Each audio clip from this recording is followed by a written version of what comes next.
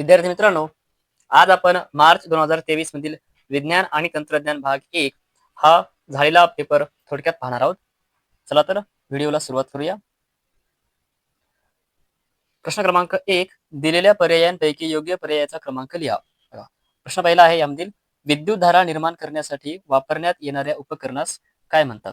आता इथे प्रश्न विचारला काय की विद्युतधारा निर्माण करण्यासाठी. बघा, मग निर्माण करणारा कोणता आहे? तर विद्युतधारा निर्माण करणारं यंत्र आहे जनित्र. ठीक आहे. बाकी गॅल्व्हॅनोमीटर याचा उपयोग कशासाठी होतो?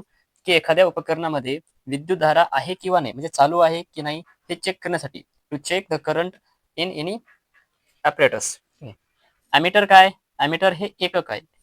त्यानंतर विद्युत शक्तीचं जर एकक विचारलं तर विद्युत शक्तीचं एकक येते वॅट.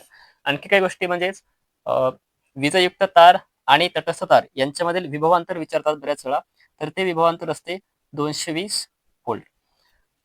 प्रकाश किरण जेव्हा घन माध्यमातून विरल माध्यमात जाताना दोन माध्यमांच्या सीमेवर लंब रेखेत आपाती होतो तेव्हा आपाती कोन किती असतो? तर हा कोन असतो 0 डिग्री सेल्सिअस. आपल्याला माहिती आहे, समजा आता हे एक काच माध्यम आहे. काच माध्यम म्हणजे हे घन माध्यम आहे. मग जेव्हा प्रकाश किरण या विरळ माध्यमातून घन माध्यमात येतो तेव्हा इथे स्तंभिका तयार होते.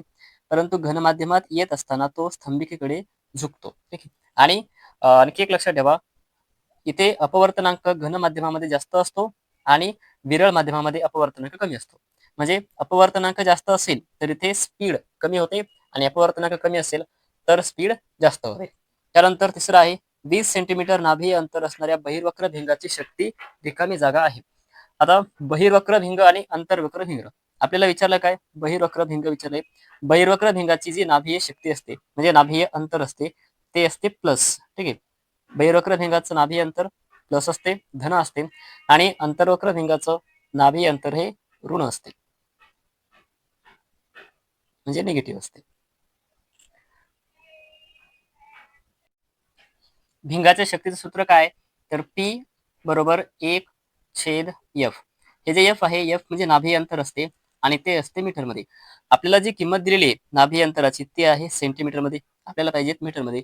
मग या सेंटीमीटरचं मीटरमध्ये करत असताना आपल्याला याला 100ने भागावं लागेल. जेव्हा आपण याला 100ने भागतो तेव्हा याचा भागाकार येतो 0.2. मग इथे किंमत टाका 1/0.2. आता याला 10ने गुणा, दशांश काढण्यासाठी वर सुद्धा 10ने गुणा, म्हणजे वर 1 गुणिले 10 होईल 10, आणि खाली या 0.2 हा दशांश निघून जाईल, इथे होतील 2. मग 10ला 2ने भाग दिला तर उत्तर किती येते? 5. आता इथे एक प्लस आहे आणि मायनस आहे. मग प्लस आहे की मायनस आहे हे कशावरून ठरवायचं? आपल्याला भिंग कोणतं दिलेलं आहे? बहिर्वक्र भिंग आहे, आणि बहिर्वक्र भिंगाचे नाभी अंतर हे कसं असते? धन असते. म्हणून या ठिकाणी उत्तर येणार पर्याय हो. जर इथे अंतर्वक्र भिंग असेल तर मात्र नाभी अंतर ऋण असते, त्यावेळेस आलं असतं क. विद्युत धारेचा उत्तम सुवाहक रिकामी जागा आहे. Bromine, iodine, graphite, sulphur. तर यामधील उत्तम सुवाहक विचारलेला आहे तर तो आहे ग्राफाइट. बघा, ग्राफाइट हा एक कार्बनचं अपरूप आहे. कार्बनचे 3 अपरूप आहेत. एक आहे हिरा, डायमंड, त्यानंतर दुसरा आहे फ्लेरिन,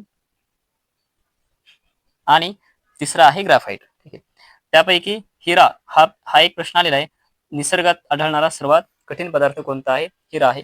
यामध्ये अधातू कोणता असतो? अधातू असतो कार्बन. बघा, आता आणखी एक गोष्ट, अधातूची जर ऑक्साईड कधी विचारलं, ठीक आहे, म्हणजे आता अधातू कार्बन एक कार्बनचा ऑक्साईड याचं नेचर बऱ्याच वेळा पेपरला येतील. तर मग अधातूचे ऑक्साईड हे कसे असतात? आम्लधर्मी म्हणजेच ऍसिडिक असतात. अधातूचे आम्लधर्मी असतात आणि धातूचे आम्लारी धर्मी असतात.